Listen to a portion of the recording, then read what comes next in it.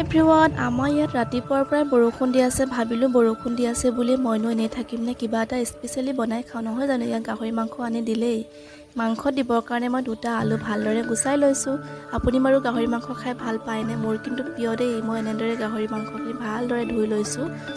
এয়া কেৰাহী পাতি তেলত পিঁয়াজ দি দিয়া হ'ল। মছলা তেলতে দি লৈছোঁ, কাৰণ মছলা একেবাৰে দিয়া নাই, একেবাৰে কম পৰিমাণে দিছোঁ। আৰু গাহৰি মাংসত মছলা নিদিলেও খাই ভাল লাগে, নহয় জানো। সিজিবৰ কাৰণে ঢাকনখন মাৰি দিলোঁ। এইখিনি সিজালৈকে মই ৰুটিখিনি ভালদৰে বেলি ল'ম, যিহেতু গাহৰি মাংসৰ লগত আমি ৰুটিকে খাম আজি। ডাৱৰীয়া বতৰ, এনেকৈ গাহৰি মাংসত ৰুটি খাই বিৰাট ভাল লাগে, নহয় জানো। ফাইনেলি এয়া আমাৰ গাহৰি মাংসখিনি হৈ গৈছে ভালদৰে। মাংস দেখি ৰ'বই নোৱাৰিলোঁ গাইজ, সেইকাৰণে এপিচ মই ফাৰ্ষ্টত খায়ে লৈছোঁ। এয়া আমাৰ ৰুটিৰ সৈতে গাহৰি মাংস খাব পৰা হৈ গ'ল। এতিয়া খায়ো লৈছোঁ। যদি ভিডিঅ'টো চাই ভাল লাগিছে তেনেহ'লে প্লিজ এটা ছাবস্ক্ৰাইব কৰি দিব। আজিলৈ ইমানে আছিলে, বাই।